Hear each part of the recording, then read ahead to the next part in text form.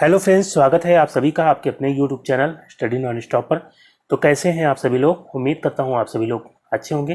तो दोस्तों, आज की क्लास में हम लोग इंग्लिश के 30 क्वेश्चंस करेंगे और ये सभी क्वेश्चंस मैंने यूपी पीसीएल के प्रीवियस ईयर में जिस तरह के क्वेश्चंस पूछे गए थे उन्हीं तरह के उसी पैटर्न पर आधारित क्वेश्चंस मैंने सेलेक्ट किए हैं। तो दोस्तों, वीडियो आपके लिए काफ़ी हेल्पफुल होगा आपके UP PCL executive assistant exam के लिए या कोई भी अन्य परीक्षा जहाँ पे इंग्लिश से क्वेश्चन पूछे जाएंगे, तो उसके लिए ये वीडियो हेल्पफुल होगा। तो दोस्तों, वीडियो को लास्ट तक देखिएगा और अगर आपको वीडियो अच्छा लगे तो एक लाइक जरूर करिएगा। तो आइए शुरुआत करते हैं। तो दोस्तों, यहाँ पे सबसे पहले दिया गया है, in the following questions 4 alternatives are given for idiom or phrase, choose the alternative which best expresses the meaning of the idiom or phrase. तो दोस्तों, यहाँ पे एक सेंटेंस आपको दिया गया है, इसमें जो है अंडरलाइन किया गया है कुछ पार्ट, और वो या तो इडियम होगा या फ्रेज होगा। तो उसका जो है आपको सबसे सही मीनिंग ऑप्शन में से बताना है कौन सा होगा। दिया गया है, the representatives of the two states try to enforce a treaty which was a dead letter. तो दोस्तों, यहाँ पे डेड लेटर जो है अंडरलाइन है, जिसका मतलब क्या होता है? तो डेड लेटर का मतलब होता है ऐसा कानून जो कि अब लागू ना हो। अगर पूरे का मीनिंग देखेंगे तो the representatives of two states, दो स्टेट्स के रिप्रेजेंटेटिव्स ने कोशिश की, टू इन्फोर्स मतलब लागू करने की, ए ट्रीटी मतलब कि संधि, एक संधि लागू करने की कोशिश की, which was a dead letter, जो कि क्या था? डेड लेटर, यानी कि वो कानून जो है लागू नहीं था। तो यहाँ पे जो है राइट आंसर क्या हो जाएगा? नॉट वेल थॉट आउट या नो लॉन्गर इन फोर्स। तो दोस्तों, यहाँ पे यही इसका राइट आंसर होगा, नो लॉन्गर इन फोर्स, यानी कि वो अब जो है लागू नहीं है। ठीक है, तो यहाँ पे जो है बी ऑप्शन इसका राइट आंसर हो जाएगा। फिर दोस्तों, नेक्स्ट क्वेश्चन लेते हैं, अगला है, on hearing the news of kidnapping C became afraid of her own shadow. तो दोस्तों, on hearing the news of kidnapping, यानी किडनैपिंग की न्यूज सुन करके सी बिकेम, वो हो गई afraid of her own shadow. Afraid of her own shadow ये idiom है। तो यहाँ पे जो है इसका मीनिंग क्या हो जाता है? तो afraid of one's own shadow का मीनिंग हो जाता है बहुत ज़्यादा डर जाना, बहुत ज़्यादा घबरा जाना, डर जाना। तो उसके लिए यूज होता है afraid of one's own shadow. तो दोस्तों, यहाँ पे जो है इसका राइट आंसर क्या हो जाएगा? कोल्ड एंड डिस्टेंट, तो ये नहीं होगा। Afraid of her own safety, अपनी सुरक्षा को लेकर के डर जाना, तो ये भी नहीं होगा। यहाँ पे सी ऑप्शन इसका बिल्कुल सही आंसर हो जाएगा, वेरी नर्वस, बहुत ज़्यादा नर्वस, एंड इजिली फ्राइटेंड, और आसानी से जो है एकदम भयभीत हो जाना। तो यही इसका राइट आंसर हो जाएगा, सबसे अप्रोप्रिएट। और ऑप्शन डी की बात करेंगे तो अफ्रेड ऑफ बीइंग अलोन, यानी कि अकेले होने का डर, तो ये भी नहीं होगा। तो यहाँ पे सी ऑप्शन इसका सबसे सही आंसर होगा। फिर दोस्तों, नेक्स्ट क्वेश्चन लेते हैं, अगला है, to be fair and square. तो दोस्तों, फेयर एंड स्क्वायर ये जो इडियम है, इसका मीनिंग क्या होता है? तो दोस्तों, फेयर एंड स्क्वायर का मतलब हो जाता है कि ईमानदार, ईमानदार।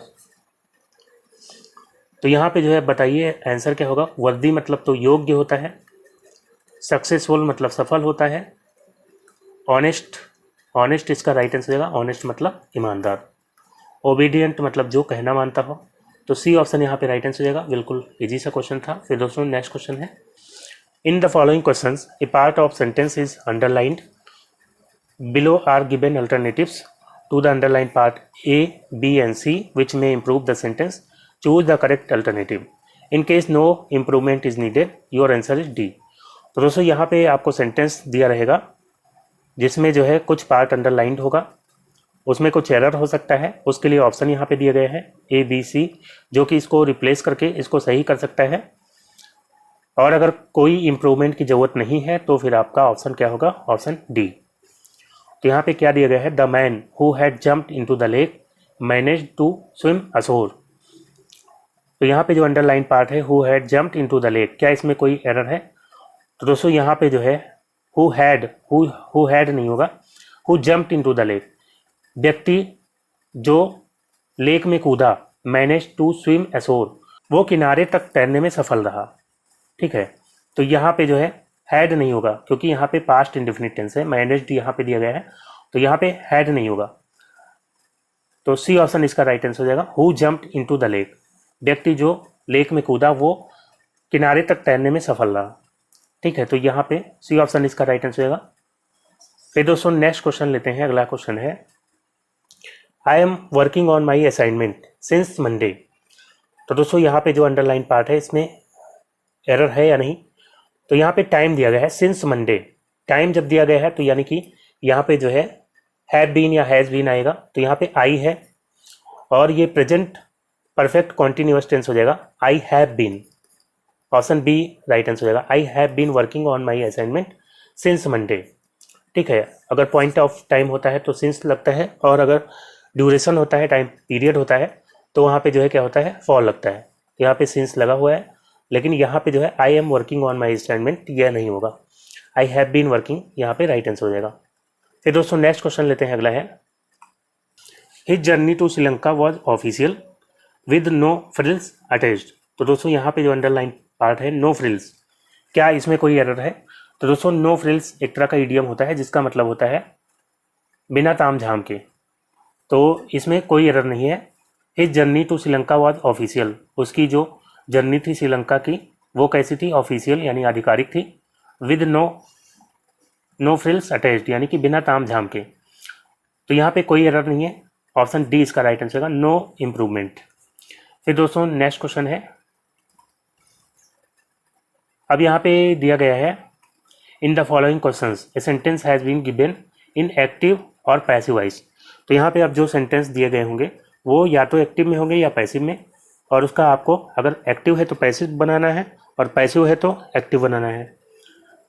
क्या दिया गया है? She begins her day with a cup of coffee. तो ये जो है एक्टिव में है, इसको पैसिव आप बनाएंगे। तो इसमें जो है ऑब्जेक्ट क्या है? She begins her day with a cup of coffee. तो यहाँ पे जो है जो वर्ब के बाद आता है वो ऑब्जेक्ट होता है। तो हर डे ये जो है ऑब्जेक्ट हो जाएगा, हर डे।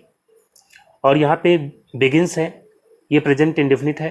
तो प्रेजेंट इंडेफिनिट में क्या होता है? इज, जब पैसिव बनाते हैं इज, एम, आर, उसके साथ जो है वर्ब की थर्ड फॉर्म आती है। तो यहाँ पे हर डे इज हो जाएगा। ठीक है, ये सिंगुलर है हर डे, तो इज आ जाएगा इज। और यहाँ पे थर्ड फॉर्म आएगी, यहाँ बीइंग दिया गया है तो ये गलत हो जाएगा। बी ऑप्शन में देखेंगे हर डे इज बिग्यून, यहाँ थर्ड फॉर्म है बिगिन की, तो यहाँ पे बी ऑप्शन इसका राइट आंसर होगा, her day is begun with a cup of coffee. फिर दोस्तों नेक्स्ट क्वेश्चन लेते हैं। अगला है a great man acknowledge me as a flatter to him. तो दोस्तों यहाँ पे एक्टिव वॉइस में दिया गया है, पैसिव बनाना है इसका। तो ये कौन सा टेंस है? A great man acknowledged. तो यहाँ पे ये पास्ट इंडेफिनिट टेंस है। पास्ट इंडेफिनिट का जब पैसिव बनता है तो वाज या वर्ब के साथ जो है थर्ड फॉर्म आती है वर्ब की। पैसिव में तो हालांकि हर जगह वर्ब की थर्ड फॉर्म ही आएगी। तो यहाँ पे जो है वाज या वर आएगा। तो यहाँ पे मी जो ऑब्जेक्ट है, वर्ब के बाद जो होता है वो ऑब्जेक्ट होता है। तो यहाँ पे मी ऑब्जेक्ट है, ये सब्जेक्ट के रूप में सबसे पहले आ जाएगा जब पैसिव बनेगा। तो आई, फिर जो है आई के साथ वाज लग जाएगा। एक्नॉलेज्ड, वर्ब की थर्ड फॉर्म आ गई एक्नॉलेज्ड। और फिर उसके बाद बाई है यहाँ पे। तो क्या यहाँ पे बाई लगेगा? तो दोस्तों याद रखिएगा, नोन और एक्नॉलेज्ड, नोन और एक्नॉलेज्ड के साथ जो है कभी बाई नहीं आता है। इसके साथ बाई जो है नहीं आएगा, हमेशा जो है इसके साथ क्या आएगा? टू आएगा। तो दोस्तों यहाँ पे जो है राइट आंसर का कौन सा हो जाएगा? बाई यहाँ पे है, यहाँ पे भी है, तो ये दोनों नहीं होगा। यहाँ पे एम दे दिया गया है, आई वाज होना चाहिए था, तो ये भी गलत हो जाएगा। तो डी ऑप्शन इसका राइट आंसर है, I was acknowledged as a flatter to, यहाँ पे देखिए आ गया है। तो ये इसका राइट आंसर है, टू अ ग्रेट मैन। तो डी ऑप्शन यहाँ पे राइट आंसर हो जाएगा। फिर दोस्तों नेक्स्ट क्वेश्चन लेते हैं। अगला है लेट अस हेल्प हिम। तो दोस्तों यहाँ पे इसका जो है पैसिव बनाना है, तो इसका राइट आंसर कौन सा हो जाएगा? तो दोस्तों यहाँ पे जो है जब इसका पैसिव बनाएंगे तो सबसे पहले आएगा लेट, और फिर जो है ये जो ऑब्जेक्ट है हिम, ये सब्जेक्टिव केस में आ जाएगा, लेट ही हो जाएगा। और फिर जो है उसके बाद बी आएगा, और फिर जो है वर्ब हेल्प, इसकी थर्ड फॉर्म आ जाएगी helped.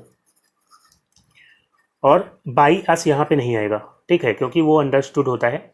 Late he be helped, यही इसका राइट आंसर हो जाएगा। और यहाँ पे फिर कौन सा मैच कर रहा है? Option C, let he be helped. फिर दोस्तों नेक्स्ट क्वेश्चन लेते हैं। Can those happy moments be ever forgotten by me. तो दोस्तों अब ये जो है सेंटेंस आपको दिया गया है पैसिव में। पैसिव वॉइस में ये सेंटेंस दिया गया है, इसका एक्टिव आपको बताना है, क्योंकि यहाँ पे आप देखिए कैन के साथ बी है और यहाँ पे बाई भी लगा है, वर्ब की थर्ड फॉर्म है, तो इस तरह से आप आसानी से पहचान सकते हैं ये पैसिव वॉइस में है। ठीक है, तो जब ये पैसिव वॉइस में है तो एक्टिव में जब रहा होगा यहाँ पे कैन बी की बजाय क्या रहा होगा, कैन रहा होगा। जब कैन करके कोई सेंटेंस होता है तो जब उसका पैसिव बनाते हैं तो कैन बी हो जाता है और वर्ब की थर्ड फॉर्म हो जाती है। तो यहाँ पे जो है आप ये देख लीजिए कौन से सेंटेंस में कैन है, और कैन के साथ हमेशा वर्ब की फर्स्ट फॉर्म आती है। जो मॉडल्स होते हैं उनके साथ हमेशा वर्ब की फर्स्ट फॉर्म आती है। तो यहाँ पे कैन देख लीजिए, वर्ब की फर्स्ट फॉर्म किस में है वो देख लीजिए। तो यहाँ पे जो है ऑप्शन ए है, shall I forget those happy moment, तो ये नहीं होगा। Can I ever forget those happy moments, तो यही इसका राइट आंसर होगा, can I ever forget those happy moments. और यहाँ पे विल आई है तो विल आई भी नहीं होगा। विल आई अगर होता तो यहाँ पे जब पैसिव बनता तो यहाँ पे विल वी करके आता। कुड आई यहाँ पे दिया गया है, तो कुड अगर आई होता तो यहाँ पे जब पैसिव बनता तो कुड बी होता, यहाँ पे कुड होता, यहाँ पे बी होता। ठीक है, तो यहाँ पे बी ऑप्शन इसका बिल्कुल राइट आंसर हो जाएगा। फिर दोस्तों नेक्स्ट क्वेश्चन लेते हैं, अगला है the labourers were digging A canal. तो दोस्तों ये जो है एक्टिव वॉइस में है, इसका पैसिव वॉइस बताना है। टेंस देखेंगे सबसे पहले, द लेबरर्स वर डिगिंग, तो ये जो है कौन सा टेंस हो जाएगा, पास्ट कॉन्टिन्यूअस। और पास्ट कॉन्टिन्यूअस का जब आप पैसिव बनाते हैं तो वाज या वर आता है, और उसके बाद जो है बीइंग, पैसिव वॉइस में बीइंग आता है, फिर जो है वर्ब की थर्ड फॉर्म आती है। तो इस तरह का आपको स्ट्रक्चर देखना है ऑप्शन से। सबसे पहले तो जो ऑब्जेक्ट है वो पहले आ जाएगा, ए कैनाल। डिगिंग के बाद जो है ये ए कैनाल जो है ये ऑब्जेक्ट हो जाएगा, तो ए कैनाल सबसे पहले आ जाएगा। और फिर जो है वाज या वर आएगा, तो ए कैनाल जो है सिंगुलर है, इसके अनुसार क्या आएगा, वाज आएगा। तो इज वाला यहाँ पे कैंसिल हो गया, और हैड बीन यहाँ पे ए कैनाल हैड बीन दिया गया है, तो ये भी। तो बी और सी में आपको देखना है कौन सा ऑप्शन सही है। A canal was dug by the labourers, तो यहाँ पे वाज डग दिया गया है, जबकि बीइंग भी आना चाहिए था, तो सी ऑप्शन इसका राइट आंसर होगा। A canal was being dug by labourers. ठीक है, तो यहाँ पे डग जो है डिग की थर्ड फॉर्म होती है, तो सी ऑप्शन यहाँ पे राइट आंसर हो जाएगा। फिर दोस्तों नेक्स्ट क्वेश्चन लेते हैं, अगला है in the following questions out of the 4 alternatives choose the one which can be substituted for the given words और सेंटेंस। तो दोस्तों यहाँ पे ये जो वर्ड या सेंटेंस जो दिया गया है, इसके लिए आपको एक वर्ड बताना है। वन वर्ड सब्सटीट्यूशन का क्वेश्चन हो जाएगा। दिया गया है one who does something for the first time, कोई व्यक्ति जो पहली बार कोई काम करता है, तो उसके लिए जो है वन वर्ड क्या होगा, लीडर या मॉडल या फिर फोर रनर। फोर रनर का मतलब पूर्वज होता है, तो ये भी नहीं होगा। पायनियर, तो बिल्कुल यही इसका राइट आंसर है। पायनियर मतलब होता है, पायनियर मतलब कोई ऐसा व्यक्ति जो पहली बार कोई काम करता है, तो वो जो है क्या कहलाता है, पायनियर कहलाता है। फिर दोस्तों नेक्स्ट क्वेश्चन लेते हैं, अगला है that which can be drunk. इसमें से बताना है जो पिया जा सकता हो। तो पहला ऑप्शन दिया गया है एडिबल। एडिबल मतलब खाने योग्य होता है, जो खाया जा सकता हो। और यहाँ पे दिया गया है पैलेटेबल। तो पैलेटेबल का मतलब क्या होता है, इसका मतलब होता है दोस्तों स्वादिष्ट, तो ये भी नहीं होगा। पोर्टेबल जो है इसका राइट आंसर होगा। पोर्टेबल मतलब होता है पीने योग्य। और यहाँ पे दिया गया है कल्पेबल। तो दोस्तों कल्पेबल का मतलब क्या होता है, इसका मतलब होता है दंडनीय। तो यहाँ पे सी ऑप्शन इसका राइट आंसर हो गया। फिर अगला क्वेश्चन है one who is neither intelligent nor dull. तो दोस्तों कोई व्यक्ति जो ना तो इंटेलिजेंट हो ना ही डल हो, तो उसके लिए जो है क्या एक वर्ड होगा। यहाँ पे दिया गया है ऑर्डिनरी। तो ऑर्डिनरी का मतलब क्या होता है, ऑर्डिनरी मतलब होता है साधारण, तो ये तो होगा नहीं। एवरेज मतलब औसत होता है। फेयर मतलब क्या होता है, फेयर मतलब पता ही है आपको, फेयर मतलब जो है बेस्ट, जो अच्छा होता है उसको फेयर कहते हैं। मेडियोकर, मेडियोकर का मतलब क्या होता है, औसत दर्जे का, औसत दर्जे का।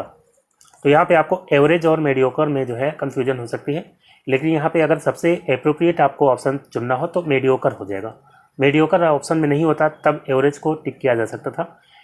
एवरेज क्योंकि जो है थोड़ा सा मैथमेटिकल टाइप का हो जाता है, एवरेज में जैसे कई लोग हैं, उसमें जो है कौन एवरेज है, और मीडियोकर में इसमें किसी से कंपैरिजन नहीं होता है। इसमें जो है कोई व्यक्ति है वो ना तो जो है बहुत ज़्यादा है इंटेलिजेंट और ना ही बहुत डल है एकदम, तो उसके लिए जो है मीडियोकर हम यूज़ कर सकते हैं। ऑप्शन डी यहाँ पे राइट आंसर हो जाएगा। फिर दोस्तों नेक्स्ट क्वेश्चन लेते हैं, अगला है person leading a life of strict self discipline. तो दोस्तों यहाँ पे इसका मतलब क्या हो जाएगा, तो ऐसा व्यक्ति जो कठोर आत्म अनुशासन, सेल्फ डिसिप्लिन मतलब आत्म अनुशासन का जीवन व्यतीत करता हो, तो उसको क्या कहेंगे यहाँ पे बताना है। हीडोनिस्ट कहेंगे। हीडोनिस्ट का मतलब क्या होता है, इसका मतलब होता है सुखवादी। तो जो बहुत कठिन अपने ऊपर आत्म अनुशासन रखता है वो सुखवादी तो होगा नहीं। और यहाँ पे दिया गया है डिसिप्लिनेरियन, तो इसका मतलब होता है अनुशासक। अनुशासक तो ऐसा व्यक्ति जो बहुत अनुशासन प्रिय हो, तो ये अपने ऊपर जरूरी नहीं दूसरों के ऊपर भी अनुशासन बहुत रखता है, तो यहाँ पे ये भी इसका राइट आंसर नहीं होगा, डिसिप्लिनेरियन। और यहाँ पे एथिस्ट मतलब क्या होता है, नास्तिक जो ईश्वर को नहीं मानता है। और यहाँ पे दिया गया है एसेटिक, तो इसका मीनिंग क्या होता है, इसका मीनिंग होता है तपस्वी। तो यहाँ पे ये इसका राइट आंसर होगा, क्योंकि जो तपस्वी व्यक्ति होता है वो तपस्या करता है, अपने ऊपर जो है बहुत अनुशासन रखता है, उसको दूसरे से मतलब नहीं होता है। जबकि यहाँ पे जो डिसिप्लिनेरियन होता है वो अनुशासक होता है, वो खुद तो हो सकता है अनुशासन में रहे या ना रहे, लेकिन दूसरों पर भी वो अनुशासन रखना पसंद करता है। तो इसलिए यहाँ पे ऑप्शन डी इसका राइट आंसर हो जाएगा, एसेटिक। फिर दोस्तों नेक्स्ट क्वेश्चन लेते हैं, अगला है a person who loves everybody. ऐसा व्यक्ति जो सबसे प्रेम रखता है, सबको प्यार करता है, तो उसके लिए जो है यहाँ पे वन वर्ड क्या होगा, इगोइस्ट। इगोइस्ट का मतलब क्या होता है, अहमवादी, जो अहम की भावना रखता है, अहमवादी। फैटलिस्ट मतलब भाग्यवादी, और ह्यूमनिस्ट मतलब मानवतावादी, मानवतावादी। तो यहाँ पे डी ऑप्शन इसका राइट आंसर होगा। ऐसा व्यक्ति जो सबसे प्रेम करता है, सबसे प्यार करता है, वो होता है अल्ट्रुइस्ट, उसको अल्ट्रुइस्ट बोलते हैं, और इस जो है या इसको परोपकारी भी बोलते हैं। तो यहाँ पे डी ऑप्शन इसका राइट आंसर होगा। फिर दोस्तों नेक्स्ट क्वेश्चन लेते हैं, अगला है, तो दोस्तों अब यहाँ पे है दिया गया है in the following questions sentence has been given in direct और इनडायरेक्ट स्पीच। सेंटेंस आपको दिया गया होगा या तो डायरेक्ट स्पीच में दिया गया होगा या इनडायरेक्ट स्पीच में। तो अगर डायरेक्ट होगा तो क्या बनाएंगे, इनडायरेक्ट बनाएंगे, और इनडायरेक्ट होगा तो उसका डायरेक्ट बनाना है। दिया गया है call the witness said the magistrate, तो ये जो है डायरेक्ट स्पीच है, इसका इनडायरेक्ट स्पीच क्या होगा बताना है। तो यहाँ पे जो है जो रिपोर्टेड स्पीच है ये इम्परेटिव सेंटेंस है, और इसकी जो फीलिंग है आप call the witness said the magistrate, तो यहाँ पे मजिस्ट्रेट जो है एक तरह से ऑर्डर दे रहा है, क्योंकि यहाँ पे मजिस्ट्रेट रिक्वेस्ट तो करेगा नहीं कि विटनेस को बुलाइए, तो यहाँ पे जो है ऑर्डर्ड हो जाएगा। द मजिस्ट्रेट यहाँ पे रिक्वेस्टेड दिया गया है, रिक्वेस्टेड नहीं होगा, ना ही बेग्ड होगा, ना ही प्रेड होगा। यहाँ पे the magistrate order to, imperative में जो है टू लगता है, टू कॉल द विटनेस, ठीक है। तो सी ऑप्शन यहाँ पे राइट आंसर हो जाएगा। फिर दोस्तों नेक्स्ट क्वेश्चन लेते हैं, अगला है have you done this sort of work before sad his new employer. उसके नए एम्प्लॉयर यानी नियोक्ता ने कहा have you done this sort of work before, क्या तुमने कभी इस तरह का काम किया है, इस प्रकार का काम किया है। तो दोस्तों यहाँ पे जो है इसका आपको बनाना है इनडायरेक्ट स्पीच। तो यहाँ पे जो है हिज न्यू एम्प्लॉयर क्या होगा, आस्क्ड हो जाएगा, क्योंकि यहाँ पे इंट्रोगेटिव है, तो आस्क्ड हो जाएगा। His new employer asked, him आगे लग जाएगा क्योंकि उसी से कहा होगा, उसी से पूछा होगा, तो his new employer asked him. फिर जो है उसके बाद वेदर आ जाएगा, जब ये कॉमा हटेगा तो या तो इफ़ लगा सकते हैं, ये अगर हेल्पिंग वर्ब से इंट्रोगेटिव सेंटेंस शुरू है तो इफ़ लगा करके या वेदर लगा करके फिर सेंटेंस को जोड़ते हैं। तो यहाँ पे वेदर या इसके अलावा जो है इफ़ भी लगाया जा सकता था, ठीक है, इफ़। और यहाँ पे जो है यू, ये सेकेंड पर्सन है, सेकेंड पर्सन जो है ऑब्जेक्ट के अनुसार चेंज होता है, तो किसके अनुसार चेंज होगा, ही के अनुसार। यहाँ पे आस्क्ड हिम है तो ही के अनुसार चेंज होगा, तो यहाँ पे ही हो जाएगा, ठीक है, ऑब्जेक्ट के अनुसार चेंज होगा तो ही हो जाएगा। लेकिन यहाँ पे हैज़ नहीं होगा।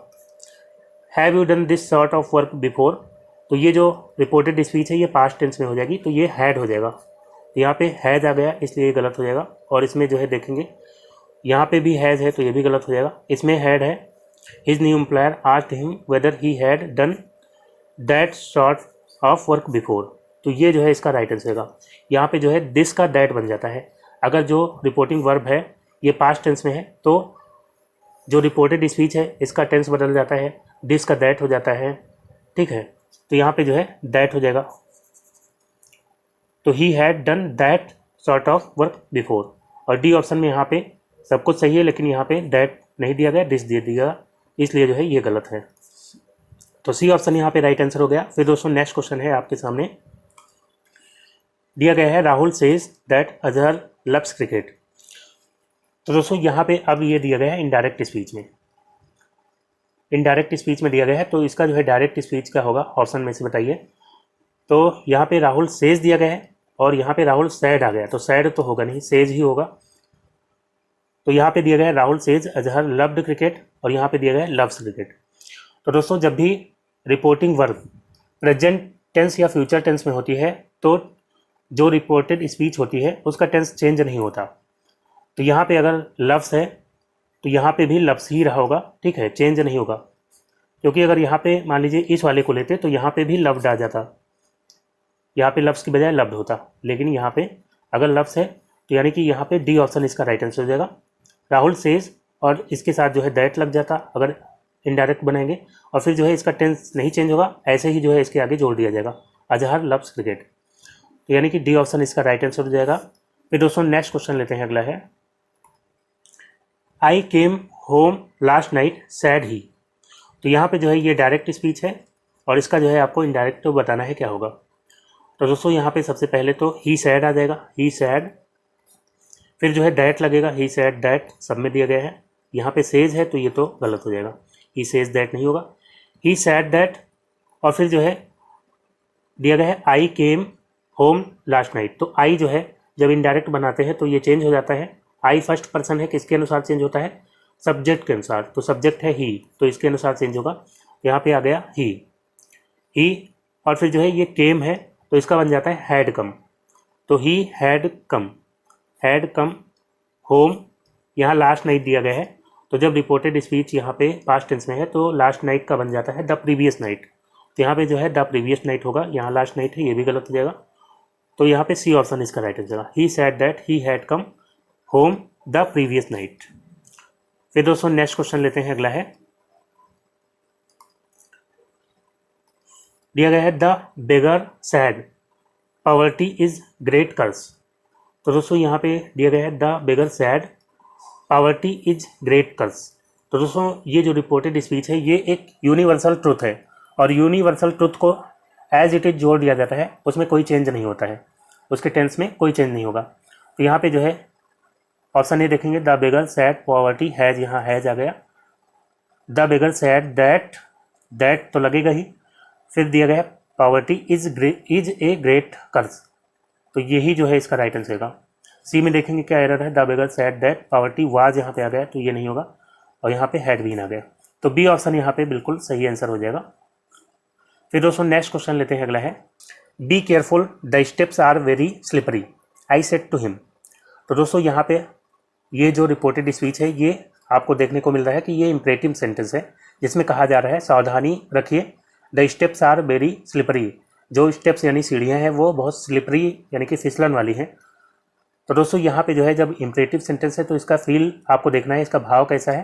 तो यहाँ पे जो है बी केयरफुल यानी सावधान किया जा रहा है, तो यहाँ पे जो है आई सेड टू की जगह पे क्या हो जाएगा, वार्ड हो जाएगा, आई वार्ड, फिर जो है हिम आ जाएगा, आई वार्ड हिम, और इंपरेटिव सेंटेंस जो है टू से जोड़ते हैं तो यहाँ पे टू आ गया, और फिर जो है टू बी केयरफुल, मैंने उनसे कहा केयरफुल रहने को, टू बी केयरफुल, क्योंकि as the steps are very slippery, क्योंकि जो सीढ़ियाँ हैं वो बहुत ज़्यादा स्लिपरी हैं।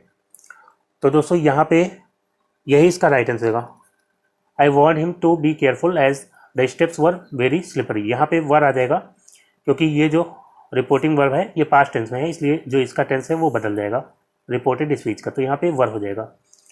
और यहाँ पे जो है बी में देखेंगे क्या एरर है, तो स्टेप्स आर दिया गया है जबकि वर होना चाहिए था, I want him to be careful and, यहाँ पे एंड आ गया तो एंड नहीं होगा, तो ए ऑप्शन यहाँ पे बिल्कुल राइट आंसर हो जाएगा। फिर दोस्तों नेक्स्ट क्वेश्चन है, in the following questions choose the word opposite in the meaning to the given word. तो दोस्तों यहाँ पे जो वर्ड दिया गया है इसका अपोजिट बताना है, एंटोनिम। तो कैंडिड, कैंडिड का क्या हो जाएगा? कैंडिड मतलब होता है स्पष्टवादी, जो स्पष्ट बोलता हो। तो यहाँ पे जो है इसका राइट आंसर क्या हो जाएगा? एम्बिगुअस का मतलब होता है अस्पष्ट, यानी जो स्पष्ट ना हो। तो इसमें कोई भी चीज़ हो सकता है। स्पष्टवादी तो कोई व्यक्ति होगा जो स्पष्ट बोलता हो, तो यहाँ पे एम्बिगुअस नहीं होगा। सीक्रेटिव का मतलब जो है क्या होता है? सीक्रेटिव मतलब होता है गुप्त या संकोची, जो किसी बात को सही तरीके से, स्पष्ट तरीके से ना बोलता हो, बातों को गुप्त रखता हो। तो यहाँ पे ये इसका राइट आंसर हो जाएगा। कैंडिड मतलब स्पष्टवादी और सीक्रेटिव मतलब कि गुप्त, यानी कि जो बातों को गुप्त रखता हो। और यहाँ पे अगर अनसर्टेन की बात करते हैं तो ये तो अनिश्चित होता है इसका मीनिंग। मिसलीडिंग का मतलब क्या होता है? तो मिसलीडिंग का मतलब होता है गुमराह करने वाला। तो बी ऑप्शन यहाँ पे बिल्कुल राइट आंसर हो जाएगा। फिर दोस्तों नेक्स्ट क्वेश्चन है आपके सामने। तो दोस्तों यहाँ पे अब दिया गया है डिसेंट, जिसका यहाँ पे अपोजिट आपको बताना है। तो डिसेंट का मतलब क्या होता है? डिसेंट मतलब होता है मतभेद या विरोध। इसका एंटोनिम बताना है। डिसएग्रीमेंट का मतलब क्या होता है? एग्रीमेंट का मतलब होता है सहमति, और डिसएग्रीमेंट का मतलब हो जाएगा असहमति। अनएक्सेप्टेबल, तो इसका मतलब क्या हो जाएगा? इसका मतलब होता है कि अस्वीकार्य, जो स्वीकार्य ना हो। एग्रीमेंट का मतलब होता है सहमत, सहमति या समझौता। और इसके अलावा दिया गया है डिस्कॉर्ड, तो डिस्कॉर्ड मतलब होता है कलह या विरोध। तो यहाँ पे इसका अपोजिट क्या हो जाएगा? असहमति तो होगा नहीं, अस्वीकार्य भी नहीं होगा, और कलह या विरोध, तो ये तो सिनोनिम टाइप का हो जाएगा। तो सी ऑप्शन यहाँ पे राइट आंसर है, एग्रीमेंट। ठीक है, यहाँ पे मतभेद है, यहाँ पे सहमति है, तो सी ऑप्शन बिल्कुल राइट आंसर हो जाएगा। फिर दोस्तों नेक्स्ट क्वेश्चन है, दिया गया है एक्विट। एक्विट मतलब क्या होता है? किसी को दोष से मुक्त कर देना, दोष से मुक्त करना, दोष से मुक्त करना। तो यहाँ पे इसका क्या बताना है? अपोजिट यहाँ पे भी बताना है। जज्ड, जज्ड मतलब तो न्याय होता है। लॉक्ड मतलब, लॉक्ड मतलब कि लॉक करना। और कॉन्विक्ट मतलब क्या होता है? कॉन्विक्ट मतलब होता है आरोप लगाना। तो यही इसका राइट आंसर है, आरोप लगाना। आरोप लगाना यहाँ पे C option convict right answer हो जाएगा। फिर दोस्तों नेक्स्ट क्वेश्चन है। तो दोस्तों अब दिया गया है choose the word which is most nearly similar in the meaning to the given word. तो दोस्तों यहाँ पे जो है इसका नियरली सिमिलर यानी कि सिनोनिम बताना है। क्या दिया गया है? ऑब्स्ट्रेपरस। तो ऑब्स्ट्रेपरस का मीनिंग क्या होता है? ऑब्स्ट्रेपरस का मीनिंग होता है उपद्रवी या प्रचंड। तो यहाँ पे जो है इसका राइट आंसर क्या हो जाएगा? लेजी मतलब तो आलसी होता है, तो ये तो होगा नहीं। awkward मतलब अटपटा। और यहाँ पे सलन दिया गया है, सलन मीनिंग होता है उदास, तो ये भी नहीं होगा। और यहाँ पे दिया गया है अनरूली, तो इसका मीनिंग होता है उपद्रवी या जो है अनियंत्रित, अनियंत्रित। तो यही इसका राइट आंसर होगा, ऑप्शन डी। फिर दोस्तों नेक्स्ट क्वेश्चन लेते हैं, अगला है choose the word which is most nearly similar. तो यहाँ पे भी सिनोनिम बताना है। दिया गया है एक्सट्रीकेट। तो दोस्तों एक्सट्रीकेट का मीनिंग क्या होता है? इसका मतलब होता है मुश्किल परिस्थितियों से मुक्त करना। यहाँ पे मुक्त करना भी कह सकते हैं, मुक्त करना। एक्सट्रीकेट मतलब मुक्त करना। तो इसका यहाँ पे टाई मतलब तो बांधना होता है। कॉम्प्लिकेट मतलब उलझा हुआ। पुल मतलब खींचना होता है। फ्री जो है इसका राइट आंसर होगा, फ्री मतलब स्वतंत्र करना। तो यहाँ पे डी ऑप्शन राइट आंसर हो जाएगा। अगला क्वेश्चन है क्रेडिबल। तो दोस्तों क्रेडिबल मीनिंग क्या होता है? क्रेडिबल मीनिंग होता है विश्वसनीय, जिसपे विश्वास किया जा सके। तो यहाँ पे जो है इसका राइट आंसर क्या हो जाएगा? सिनोनिम इसका सीरियस, सीरियस मतलब गंभीर होता है, तो ये तो होगा नहीं। यहाँ पे दिया गया है बिलीवेबल, तो यही इसका राइट आंसर होगा, बिलीवेबल, ऑप्शन बी। इसका भी मीनिंग क्या होता है? विश्वसनीय। और इसके अलावा वर्दी मतलब योग्य होता है, तो ये भी नहीं होगा। चार्मिंग मतलब क्या होता है? चार्मिंग मतलब आकर्षक या मोहक, तो ये भी नहीं होगा। तो बिल्कुल सही आंसर क्या हो जाएगा? बिलीवेबल। फिर दोस्तों अगला क्वेश्चन है, दिया गया है in the following questions sentences are given with blank to be filled in with an appropriate word. तो यहाँ पे खाली जगह दी गई है, यहाँ पे सबसे सही वर्ड फिल करना है, क्या हो सकता है। If you say to someone, अगर आप किसी से कहेंगे you are so full of yourself they will probably feel. तो दोस्तों यहाँ पे फुल ऑफ योर सेल्फ का मतलब क्या होता है। तो दोस्तों फुल ऑफ योर सेल्फ का मतलब होता है अपने ही बारे में सोचने वाली स्थिति, अपने ही बारे में सोचना। तो दोस्तों अगर आप किसी से कहेंगे कि आप जो है you are so full of yourself, यानी कि आप केवल अपने बारे में सोचते हैं, तो दे विल प्रोबेबली फील, यानी कि वो शायद महसूस करेंगे। कैसा महसूस करेंगे, प्लीज यानी खुश हो जाएंगे, या काम मतलब शांत हो जाएंगे, या प्राउड यानी कि प्राउड क्यों फील करेंगे इस बात पे जब आप ऐसा कहेंगे, तो प्राउड भी नहीं फील करेंगे, वो अपसेट हो जाएंगे। अपसेट यानी कि परेशान हो जाएंगे। अगर आप ऐसा बोलेंगे कि मैं जो है केवल अपने ही बारे में सोचता हूँ, मुझे किसी से मतलब नहीं, तो कोई जो सुनने वाला है वो परेशान होगा इससे, वो प्राउड तो फील नहीं करेगा इस बात से। तो डी ऑप्शन बिल्कुल यहाँ पे राइट आंसर हो जाएगा। फिर दोस्तों नेक्स्ट क्वेश्चन लेते हैं, अगला है और ये लास्ट क्वेश्चन है, दिया गया है Leela said the new restaurant was nothing to write about. Leela ने कहा कि जो नया रेस्टोरेंट है उसके बारे में कुछ भी लिखने लायक नहीं था। सी थॉट इट वॉज, उसने क्या सोचा इसके बारे में, ये कैसा था। रियली टेरेबल, बहुत भयानक था, या स्प्लेंडिड मतलब उत्कृष्ट था, या एक्सीलेंट मतलब शानदार था, या जस्ट एवरेज। तो दोस्तों यही इसका राइट आंसर है, जस्ट एवरेज था। मतलब टेरेबल भी नहीं होगा, टेरेबल भी होता तब भी वो उस पर लिख सकती थी हाँ, लेकिन यहाँ पे जस्ट एवरेज था, यानी उस पर कुछ कहा नहीं जा सकता, ना बुरा कहा जा सकता है ना अच्छा कहा जा सकता है। तो यानी कि यहाँ पे डी ऑप्शन इसका राइट आंसर है, जस्ट एवरेज। तो दोस्तों आज का वीडियो यहीं पे समाप्त करता हूँ। उम्मीद करता हूँ वीडियो आपको अच्छा लगा होगा। अगर वीडियो आपको अच्छा लगा हो तो एक लाइक ज़रूर करिएगा, और नए दोस्तों से गुजारिश करूँगा कि चैनल को सब्सक्राइब कर लीजिए, ताकि इसी तरह के हेल्पफुल वीडियोज़ जब भी अपलोड होंगे आपको जो है तुरंत उसकी नोटिफिकेशन मिल जाएगी। तो मिलते हैं अगले वीडियो में, तब तक के लिए goodbye and take care.